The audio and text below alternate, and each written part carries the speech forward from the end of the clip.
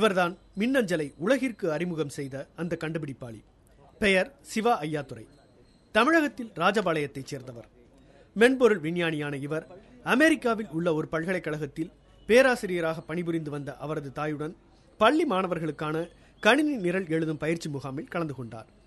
அப்போது அங்கு கற்றுத்தந்த பேராசிரியர் எழுத்தளவில் இருக்கும் அலுவலக பணிகளை பரிமாற்றம் செய்வதை கணினிக்கு மாற்ற முடியுமா என்று ஒரு சவால் விடுத்தார். அந்த சவாலை ஏற்று மின்னஞ்சலை கண்டுபிடித்து சாதித்தார் சிவா ஐயாத்துரை. அப்போது அவருக்கு வயது வெறும் 14 தான். இதை இவர் கண்டுபிடித்து விட்டாலும் இதற்காக காப்புரிமை பெற இவர் எதிர்கொண்ட சவால்கள் ஏராளம் ஏராளம். என் நியூஸ் வந்தப்போ அவங்க பயந்துட்டாங்க. அவங்க பிராண்ட் இமேஜ் டேமேஜ் ஆயிரும். நான் இப்போ இந்தியாவில் கரப்ஷன் சொல்கிறோம். யூஎஸில் கரப்ஷன் வெரி சஃபிஸ்டிகேட்டட். ஸோ அந்த கம்பெனி ரேத்தியான் பிபிஎன்என் இந்த சோ கால்ட் அகாடமிஷியன்ஸ் ஹிஸ்டாரியன்ஸை யூஸ் பண்ணி ஸ்டோரியை ரீரைட் பண்ண பார்த்தாங்க. இவன் இம்பாஸ்டர், ட்ரூத் சொல்ல மாட்டிருக்கான். பல பிரச்சனைகளை சந்தித்த இவரது கண்டுபிடிப்பை ஆராய்ந்த நிபுணர்கள் கண்டுபிடிப்புக்கு அங்கீகாரம் கொடுத்த பின்னர் இறுதியாக அமெரிக்காவும் காப்புரிமை வழங்கியது. சவால்களையும் சதிகளையும் அதிகம் சந்தித்த அவர் தற்போது தனியாக ஒரு மென்பொருள் நிறுவனத்தை நடத்தி வருகிறார். உயிர்களை கொல்லாமல் மருந்துகளை சோதனை செய்யும் ஆய்விலும் ஈடுபட்டுள்ளார் சிவா ஐயாத்துரை. இப்போ கம்ப்யூட்டரில் மாடல் பண்ணானா மிருகத்தில் கொல்ல வேண்டாம்.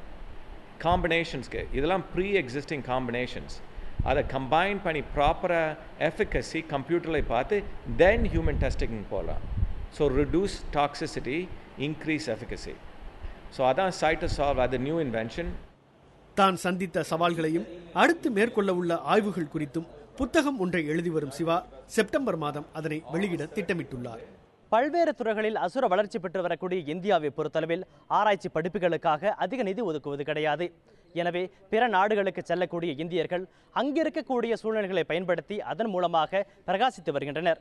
எனவே உள்நாட்டிலேயே ஆராய்ச்சி படிப்புகளுக்கு அதிகமான நிதி ஒதுக்குவதன் மூலமாகவும் ஆராய்ச்சி செய்பவர்களுக்கு அதிகமாக ஊக்கம் கொடுப்பதன் மூலமாகவும் அதிகமாக கண்டுபிடிப்பாளர்களை இங்கேயே உருவாக்க முடியும். இதன் மூலமாக பிற நாடுகளை நாம் அண்டி பிழைக்க வேண்டிய நிலை ஏற்படாது என்பது இதுபோன்ற விஞ்ஞானிகளின் கருத்து. புதிய தலைமுறைக்காக ஒளிப்பதிவாளர் செந்தில்குமாருடன் பாரதி.